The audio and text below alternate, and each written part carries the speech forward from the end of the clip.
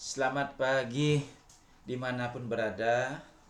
Ya, semoga dalam hari ini dalam keadaan baik. Ya, jadi semua dalam keadaan rahayu. Baik, saya akan memberikan penjelasan dari ya yang namanya filsafat yin dan yang. Nah, jadi sebenarnya filsafat ini sudah lama ya eh dipegang, ya dijalankan oleh leluhur kita. Nah, namun secara fakta masih banyak yang belum memahami dan sekaligus menjalankan konsep yin dan yang. Jadi sebenarnya konsep ini sudah dari zaman Yunani kuno ya. Nah, dari zaman Yunani kuno ini sudah ada. Nah, sudah ditegaskan dan dikonsepkan oleh para leluhur yang ada di Tiongkok, Cina. Sehingga ketika kita bicara dengan konsep yin dan yang, berarti kita bicara dengan konsep yang sudah dipegang teguh ya secara filosofi oleh para leluhur. Ya, walaupun itu dikonsepkan di Tiongkok, tetapi pelaksana sudah dilakukan di alam semesta ini, siapapun mereka. Oke, baik. Kalau kita melihat konsep yin dan yang, nah ini seperti yang saya gambarkan, ya, saya ilustrasikan di sini. Ada hitam, ada putih. Nah, saya ilustrasikan di sini adalah yin, yang putih itu adalah yin, yang hitam itu adalah yang. Jadi ada hitam dan ada yang putih. Nah, jadi dunia ini atau alam semesta ini dipenuhi oleh yang namanya dualisme. Ya, di dalam semesta ini semua itu dikontrol oleh yang namanya dualisme. Ya, jadi hitam ini yang putih ini yin. Dua hal atau dua komponen saling membutuhkan, saling mengontrol. Oleh karena itu, ya, ketika kita melihat ada perbedaan yang ada di masyarakat, itu sudah diciptakan oleh alam semesta. Ya, ini alam semesta, karena alam semesta ini sudah mencetak dua aspek atau dua komponen yang berkaitan, yang mempunyai kaitan, yang saling saling terikat, saling terkait, sehingga menjadilah suatu kesatuan. Nah, ini bayangkan kalau kapal itu kapal laut misalkan, kalau itu tidak ada yang menekan, ya, kapal itu jadi terbang jadinya begitu loh, melayang-layang di udara kalau tidak ada yang menekan. Kalau sebaliknya, kalau tidak ada yang menarik, ya, nah, jadi seperti itu ya. Kalau tidak ada tidak ada yang menekan, kapal itu akan terbang. Ya, jadi bayangkan ada di kapal terbang, di kapal laut itu nanti ada yang menekan, ya, menekan ke atas, dan ada yang menekan ke bawah. Kalau yang ada menekan ke bawah saja, berarti kapal itu tenggelam. Kalau kapal itu menekannya ke atas, kapal itu bisa terbang, jadinya melayang-layang jadinya. Nah, maka dari itu harus ada keseimbangan. Ada yang menekan ke bawah dan ada yang menekan ke atas. Jadi disinilah konsep yin dan yang ini berperan dia, ya berperan. Ada yang ini kita ilustrasikan yang menekan ke bawah, yang yin ini menekankan ke atas. Jadi kapal itu bisa berlayar di atas air, kan begitu logikanya, seperti itu. Nah, dalam kehidupan sehari-hari, konsep yin dan yang itu bisa dilihat dari segala aspek. Ya, contoh di sini ada wanita. Yang kita lihat ini adalah wanita.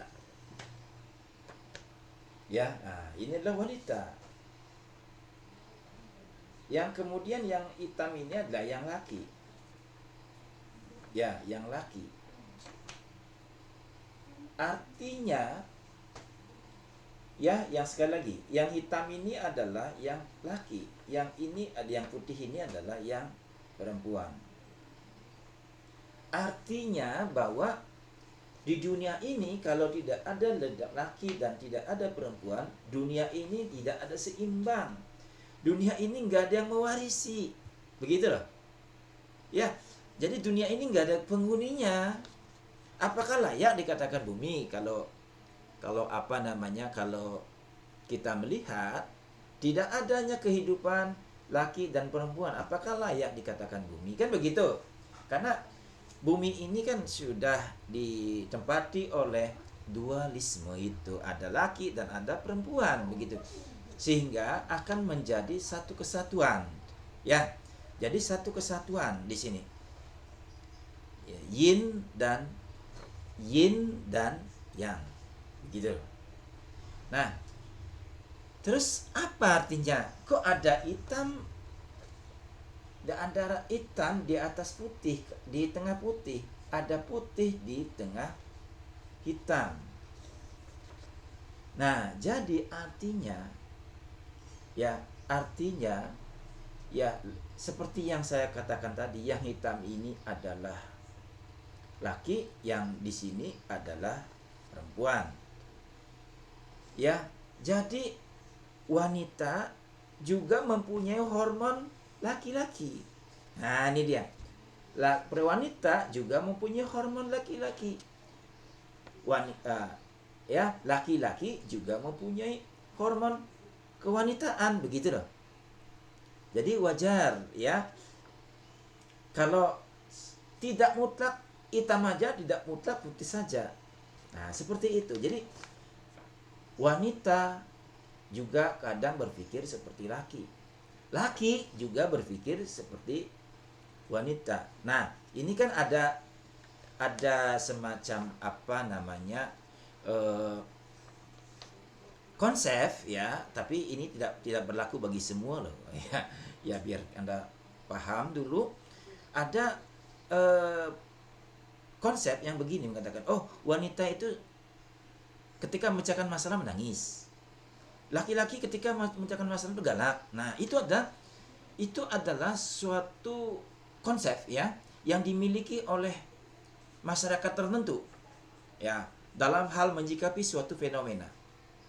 Nah, jadi seperti yang saya katakan tadi, laki juga sering menangis gitu dalam hal tertentu ini. Nah, dalam hal tertentu laki juga sering menangis ketika mendapatkan permasalahan. Nah, juga begitu. Laki-laki kan identik dengan tegar. Perempuan juga sering tegar ketika menghadapi suatu permasalahan ya, misalkan rumah tangga, masalah ekonomi atau masalah apapun namanya kehidupan itu, kita tidak bisa lepas dari yang namanya masalah.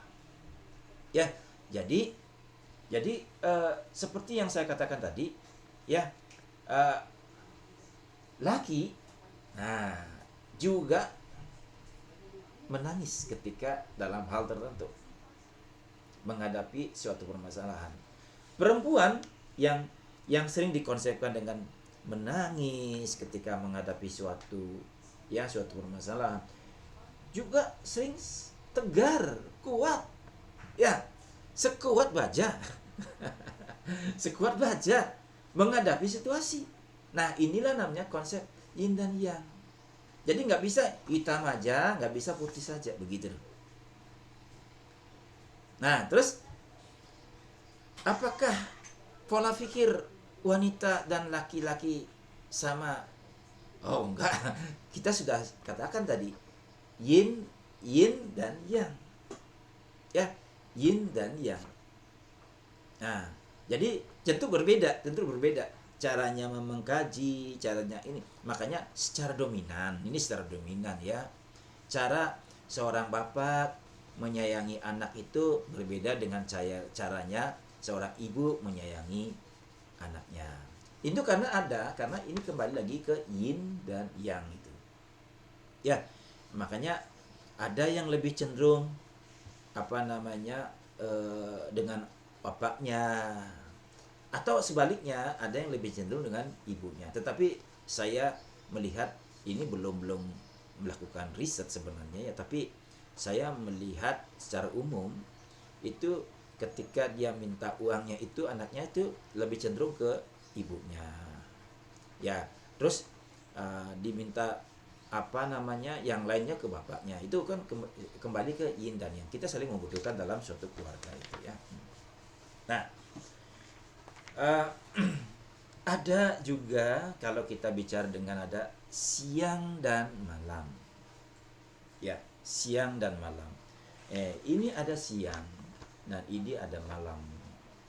Ya, jadi ada sama-sama itu ada 12 jam. Ya, siangnya itu dari pagi, anggaplah dari pagi sampai jam 6 sore, jam 6 pagi sampai jam 6 sore. Nah, terus malamnya itu jam 6 sore sampai jadi ada seperti ini. Ya, jadi seperti ini. Nah, ada siang dan malam. Nah, bayangkan kalau kita terus siang aja atau malam aja, itu ini nggak seimbang, sama sekali nggak seimbang. Kenapa nggak seimbang? Karena dunia ini atau alam semesta ini kan sudah ada namanya binatang malam, binatang siang dan sebagainya. Nah, itu artinya bahwa kalau siang aja, terus bagaimana kalau binatang-binatang malam itu kan tidak dapat makan jadinya. Kenapa? Karena silau dengan adanya cahaya matahari. Ya, seperti itu ya. Seperti burung-burung burung-burung malam-malam itulah yang kehidupannya memang di malam hari untuk mencari makanan di malam hari. Itu nggak bisa hidup kalau hanya siang aja. Begitu juga uh, siang aja atau malam aja, tentu itu akan menjadi suatu ketidakseimbangan antara satu dengan yang lain. Nah, contoh saja ya, kita ini sebenarnya sudah diformulasikan istirahat 8 jam dalam satu hari. Jadi sudah istirahat 8 jam dalam satu hari. Karena itu sudah diformulasikan menjadi kebiasaan. Ya. Makanya kan anak-anak kan tidur jam 10, bangun jam 6. Itu kan begitu. Nah, itu kan standar. Tapi karena situasi tertentu, orang itu melanggar yin dan yang. Apa yang terjadi? Nah, saya sering mengerjakan sesuatu. Apa yang terjadi? Kalau saya mengerjakan sesuatu itu nggak ada istilah PR. Nggak ada istilah PR. Semuanya itu harus ada dituntaskan. Makanya sering saya ngebut tanpa tanpa mengenal jam. Ya, apalagi contohnya waktu saya sedang menyusun namanya disertasi ya. Jadi pagi ketemu pagi mengerjakan, karena saya tidak mau lama-lama yang namanya kuliah di S3 gitu loh. Nggak mau saya lama-lama di S3. Nah, terus apa dampaknya? Karena saya sudah melanggar yang namanya yin. Saya terlalu yang. Saya terlalu yang. Terus saya melanggar yin. Apa yang terjadi? Besoknya nggak bisa bangun. Besoknya sakit. Mah kumat. Ya, atau asam lambung naik. Kepala nyut-nyut dan sebagainya. Itu adalah efek dari tidak keseimbangan. Ya, ketidakseimbangan. Saya ilustrasikan begini ya. Ada kita, misalkan kita punya kerjaan. Ya, kita punya kerjaan. Sekarang kita porsir aja, kita yang gitu loh kan. Oke, saya harus ngebut. Nah, saya harus selesaikan tugas ini. Oke, dalam 2-3 hari kita mengkonsumsi vitamin. Mengkonsumsi apa namanya? Suplemen supaya kita kuat. Ya, supaya kita kuat melakukan sesuatu dengan harapan tugas kita selesai. Di pihak lain, kita lupa yang namanya yin dan yang itu, kita tobrok yin. Nah, karena kita fokuskan yang aja. Setelah pekerjaan selesai, hari berikutnya kita harus mengembalikan. Padahal itu hari-hari efektif, tetapi ya kepala pusing, ya kurang tidur, sakit, ke dokter dan seterusnya. Itu artinya keseimbangan sudah terganggu. Ya, yinnya itu sudah terganggu. Karena apa? Karena kita terus menganggap atau menjadikan malam itu sebagai siang gitu loh. Kenapa saya mengatakan begitu? Karena malam pun kita bekerja, malam pun kita menyelesaikan pekerjaan supaya tuntas. Sehingga apa yang terjadi? Yang terjadi itu ya, yin itu dikorbankan, dimarginalisasi. Sehingga ketika upacara selesai, ke dokter lah kita. Kenapa? Ya berbagai kemungkinan seperti sakit, seperti apa itu muncul gitu loh. Oke? Nah, itu dari segi. Nah, kemudian kalau kita melihat dari konsep yin dan yang dalam konsep ya bahasa misalkan. Nah, jadi begini. Yin dan yang. Nah, yin dan yang. Jadi kalau kita melakukan kebaikan, ya kita yang hitam ini kita menuju kepada orang diajak bicara. Ya sekali lagi, yang hitam ini dari pembicara. Jadi pembicara itu menuju kepada yang diajak bicara. Apapun itu akan refleksi pada kita. Nah ini dia. Kalau yang hitam ini 5 cm, nanti cerminnya di putih juga 5 cm. Sehingga pembatas ini sering dikatakan sebagai cermin. Apapun yang Anda katakan pada orang lain, itulah Anda gitu. Kalau Anda melakukan kebaikan kepada orang lain, Anda itu akan mendapatkan kebaikan. Ya, jika sebaliknya, jika Anda melakukan sesuatu yang tidak baik, cermin juga akan muncul pada Anda gitu. Nah, jadi yin dan yang mengajarkan bagaimana kita merefleksikan menjadi seorang yang lebih baik. Ya, seorang yang lebih baik. Dari kok bisa lebih baik ya? Dari baik sebelumnya. Karena kita selalu mengatakan hari ini lebih baik, hari ini lebih baik, hari besok juga lebih baik, 2 hari lagi lebih baik. Nah, jadi kita tidak bisa membedakan diri dengan seseorang karena kita ini harus berpacu dari kita sendiri. Dari kapan? Dari sekarang kita berpacu dengan hari kemarin, hari besok dan seterusnya. Sehingga yin dan yang. Nah, yin dan yang ini menjadikan refleksikan Anda. Kalau Anda menjadi orang yang yang ingin menjadi orang yang lebih baik, bekerjalah, berusahalah, menghormatilah menjadi orang yang lebih baik bagi Anda sendiri, sehingga tercermin akan menjadi lebih baik.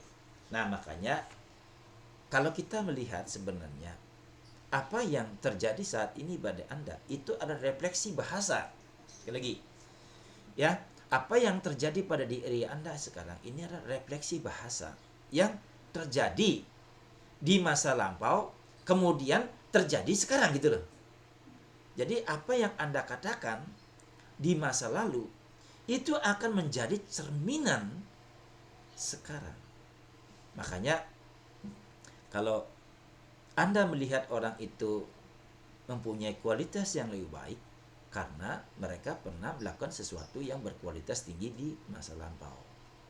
Ya, maka dari itu sekali lagi, maka dari itu lakukan terbaik untuk mencapai hal yang terbaik saat ini. Begitu juga halnya sekarang. Jika Anda melakukan yang terbaik, yang melakukan yang sesuatu yang baik saat ini, akan terrefleksi di masa yang akan datang. Nah ini sekarang misalkan Anda melakukan kebaikan, nanti akan muncul kebaikan yang sama. Jadi ada yin dan yang. Ya, yin dan yang di sini. Refleksi seperti itu. Nah, maka dari itu sekali lagi, ya, apapun yang Anda lakukan di masa lampau akan refleksikannya sekarang atau di kemudian hari. Nah, jadi power hari kemarin berpengaruh kepada efek yang saat ini atau di kemudian hari. Nah, oleh karena itu Anda memanfaatkan konsep yin dan yang sebagai suatu cerminan. Oh, apa yang saya harus lakukan saat ini supaya saya menjadi orang yang lebih baik di ke depan. Karena ini kembali lagi, batas-batas ini adalah cerminan Anda. Ya, cerminan Anda. Begitu. Makanya ada namanya buku ini bagus sekali ya. Saya sudah baca buku ini, bagus sekali nih. Ya, maaf saya tidak promosi buku, tapi saya pernah membaca buku ini ya. Jadi intinya bagaimana Anda bisa mengontrol emosi untuk menjadi orang yang jauh lebih tenang. Nah, makanya begini ya. Orang itu karena emosi, orang itu karena tidak bisa mengontrol emosi, maka dampaknya itu akan hancur. Makanya filosofi yang seperti yang saya pernah jelaskan itu kan, salah satu konsep nyepi itu adalah amati geni, kan begitu. Amati geni, oke deh, secara denotatif tidak bisa atau tidak boleh menghidupkan api-apian, itu secara denotatif. Ya, tetapi secara filosofi ini yang lebih mendalam lagi dari itu, apinya itu adalah kemarahan. Kemarahannya ini akan menghancurkan semua efek. Nah, tidak pada efek diri sendiri, tapi juga pada orang lain juga. Maka dari itu salah satu konsep dari nyepi itu adalah kontrollah emosi Anda supaya kehidupan Anda itu kembali ke konsep yin dan yang. Ya, Anda melakukan kebaikan, Anda akan mendapatkan kebaikan juga. Ya, jadi seperti itu. Jadi makanya konsep ini sangat penting sekali bagi kita semua, bukan bagi saya sendiri, tetapi kita semua, bagaimana kita ya bisa memahami ya dan sekaligus menjalankan konsep yin dan yang itu sendiri. Ya, konsep yin dan yang itu sendiri. Nah, baiknya itu kita bicara dengan yang namanya yin dan yang dari segi refleksi. Nah, sekarang kita melihat bagaimana sih kaidah-kaidah yang mesti kita lakukan untuk mewujudkan yang namanya kebaikan dan akan menghasilkan kebaikan. Nah, dalam ajarannya ya Austin ya Austin itu ada kita mengenal namanya tata atau maksim, ya tata cara atau disebut dengan maksim. Nah, yang pertama itu ada kuantitas. Jadi namanya kuantitas ya, itu ada namanya maksim kuantitas, yaitu kita berbicara itu jangan terlalu banyak. Ya jangan terlalu banyak. Jadi berbicara sesuai dengan proporsi kita. Janganlah berbicara di luar proporsi kita. Jadi saya sendiri tidak pernah mengomentari tentang penyakit, meskipun saya paham. Tapi kalau saya bicara pasti di rumah aja. Tak mungkin saya berani membuka kelas untuk kelas penyakit dan sebagainya. Karena itu bicara dengan kuantitas juga. Jadi bicaralah sesuai dengan apa yang Anda pahami jika diperlukan secara formal. Tapi kalau di rumah sih ya lihat situasinya seperti apa. Ya, kadang banyak sekali saya melihat di masyarakat itu tidak paham apa-apa, tidak pendidikan tinggi, kok dia terlalu komentar. Nah, ini betul-betul melanggar yang namanya maksim kuantitas gitu loh. Jadi jangan bicara banyak omong gitu loh, jangan omong-omong tek. Ya, kadang begini ya, saya melihat banyak orang lagi. Ada kasus penyakit gondok di masyarakatnya. Kemudian ada orang awam, nah yang tidak berpendidikan tinggi, ya pendidikannya anak SMP, dia selalu komentar, oh penyakit gondok ini disebabkan oleh ini. Secara logika, bagaimana kita percaya kalau dia bukan bicara, ya kalau dia bicara bukan ranahnya dia gitu loh. Kalau seorang ibu sih, seorang ibu rumah tangga misalkan, karena dia sering memasak, akan lebih baik kalau caranya membuat sayur kol seperti ini, caranya membuat sayur hijau seperti ini, caranya membuat ubi goreng seperti ini, kan lebih sen daripada berbicara tentang gondok gitu loh. Karena itu terlalu banyak bicara ya, tetapi tidak bisa dibuktikan secara teoritis atau logis dan sebagainya lah gitu. Nah, makanya tuh hindari berbicara secara berlebihan. Itu secara kuantitas namanya. Itu namanya maksimum kuantitas. Jangan seorang pakar hukum ya ngomong tentang biologi. Nah, misalkan itu kan sudah di luar ranah. Saya orang linguistik, berbicara tentang ekonomi, misalkan tentang bagaimana penurunan ekonomi secara global, itu kan orang akan sanksi. Kenapa? Oh, ini terlalu banyak ngomong gitu loh. Seperti itu nanti saya akan dinilai.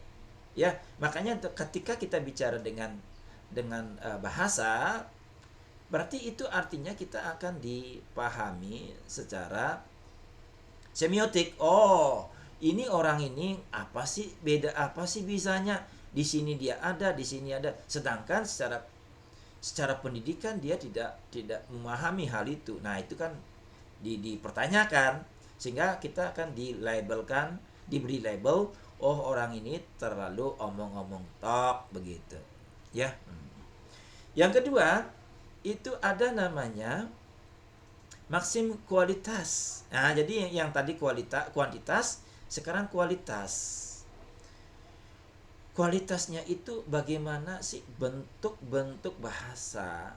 Karena begini, karena apapun yang kita katakan itu akan refleksi pada kita. Oh, bahasa itu akan dilihat bagaimana, apakah itu menyinggung perasaan orang lain atau tidak. Nah, ini kualitas. Makanya Anda seorang sarjana atau seorang magister atau seorang doktor atau seorang tokoh, siapapun Anda, ya, penting kiranya untuk memperhatikan yang namanya maksim kualitas. Ya, karena kualitasnya ini berkaitan dengan Anda sendiri. Anda ngomong berkualitas atau enggak? Kualitasnya bahasanya seperti apa? Struktur kalimatnya seperti apa? Nah, itu yang kita sebut dengan maksim kualitas. Nah, di suatu tempat daerah tertentu ada pagi-pagi orang yang ngerumpi itu ngumpul dan sebagainya, itu kita lihat juga kualitasnya. Nah, itu sebenarnya itu adalah maksim kualitas. Ya, makanya semakin berbobot bahasa kita, semakin berbobotlah kita. Semakin tidak berbobot bahasa kita, semakin tidak bernilailah kita. Ini nanti ada bukunya, nanti didukung oleh buku ini. Dan didukung oleh buku ini. Nah, ini dia. Buku ini bagus, buku ini bagus. Ya, nah ini sangat bagus. Ya, nah, jadi seperti itu. Nah, ketika Anda mengatakan menjelek-jelekan di Facebook, menjelek-jelekan Facebook, itu saya terus terang aja, saya kadang-kadang dark happy sekarang ya, melihat adanya orang-orang yang mempublikasi atau share di Facebook itu perlu adanya etika ya, etika, karena seperti yang saya bilang, tidak semua fenomena-fenomena sosial itu bisa diunggah di media massa. Itu nggak boleh hal-hal yang sifatnya merugikan diri sendiri dan merugikan orang banyak, karena seperti yang saya katakan tadi, itu kembali ke kualitas lagi ya, kualitas itu. Makanya kita harus berpintar-pintar ya, kita harus berpintar-pintar bagaimana kita menjadikan diri kita menjadi orang yang lebih baik. Oke, kemudian ada maksim yang namanya maksim relevan. Relevan itu adalah relevan. Jadi kalau kita berbicara itu, lihat dengan siapa kita bicara. Dengan siapa kita bicara. Nah, saya tunjukin.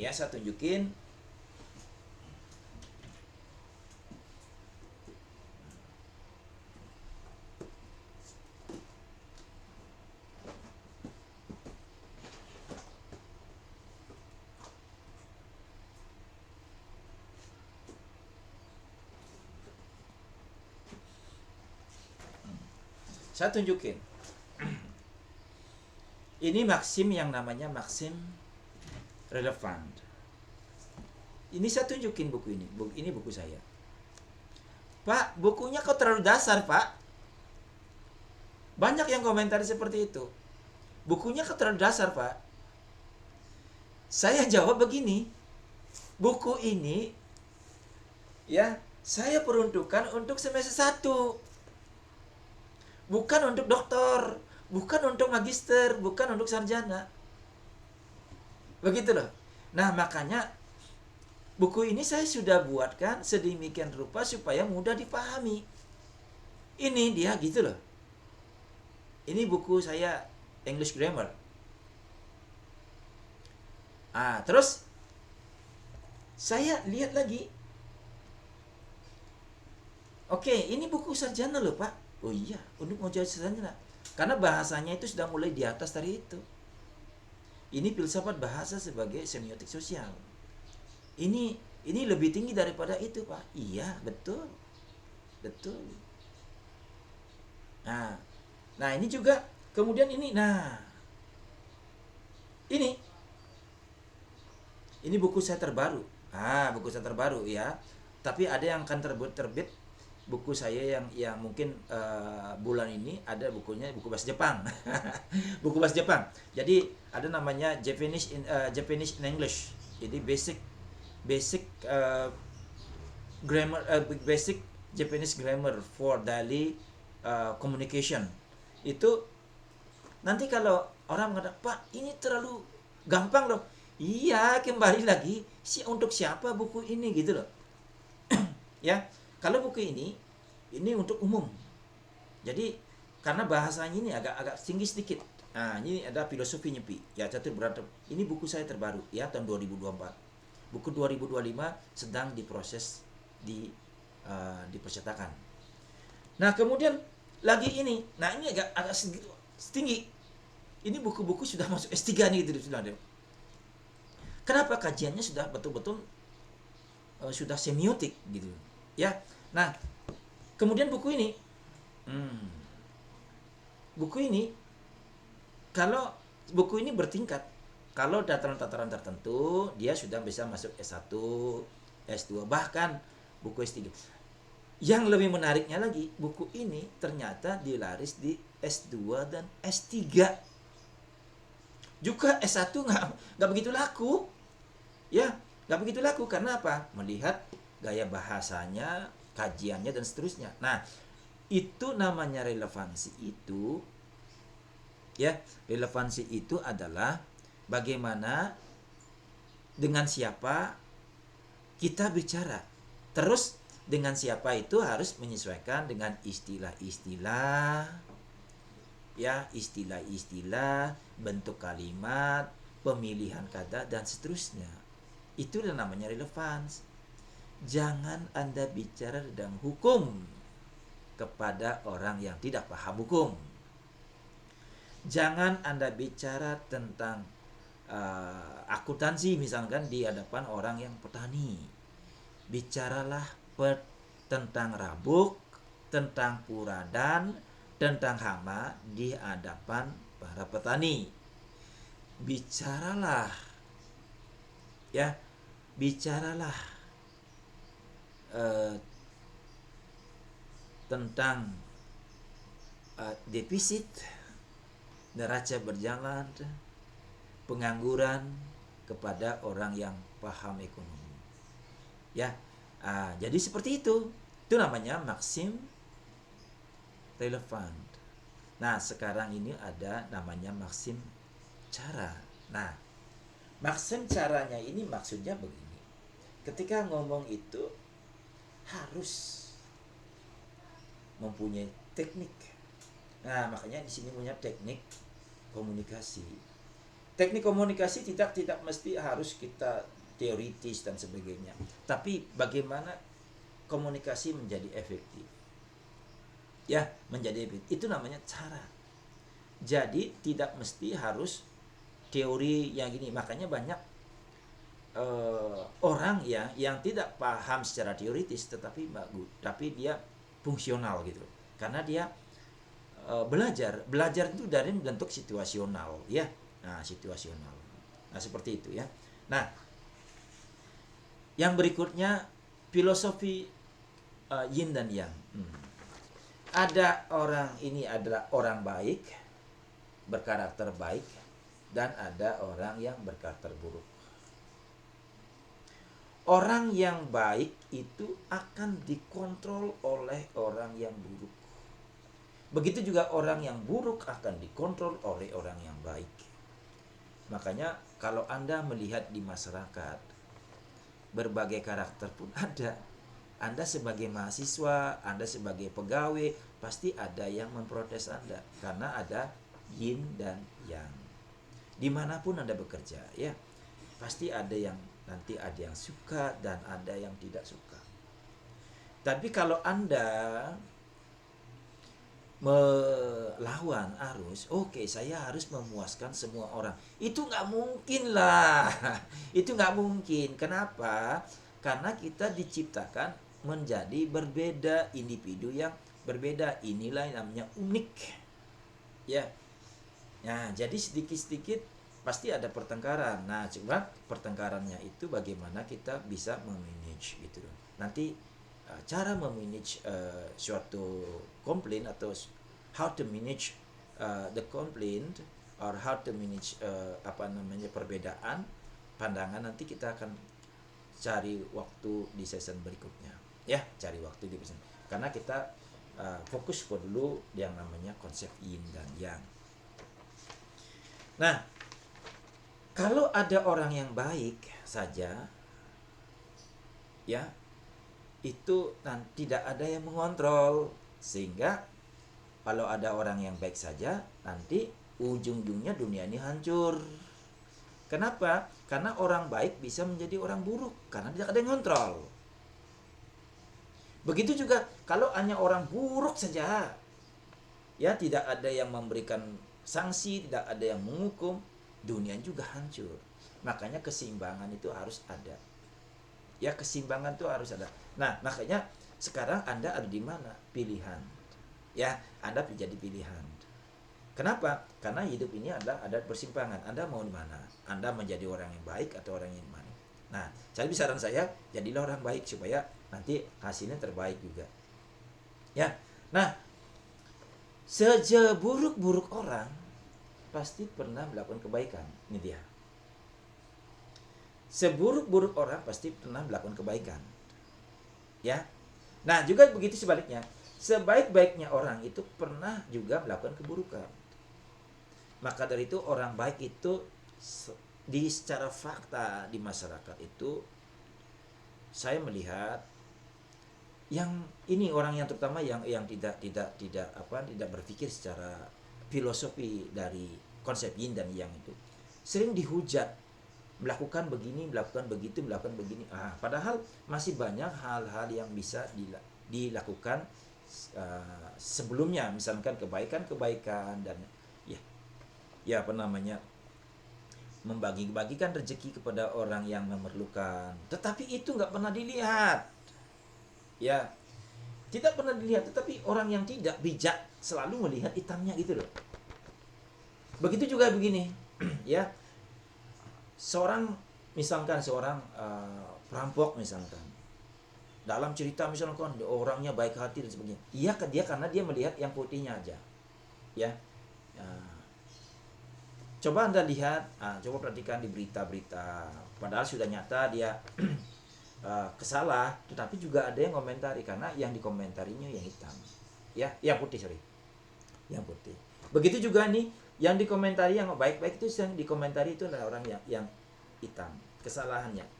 Tetapi kalau konsep yin dan yang itu bagaimana kita bisa merangkul ke semua. Ya, maka dari itu janganlah terlalu menjelek-jelekan orang atau jangan terlalu mengkultus orang. Karena di balik orang yang berkarakter buruk pasti juga ada karakter baik. Di balik karakter yang baik pasti ada juga pernah melakukan kesalahan. Begitu. Ya, jadi saya pikir di konsep ini yang itu masih bisa dikaji dari segi aspek apa saja.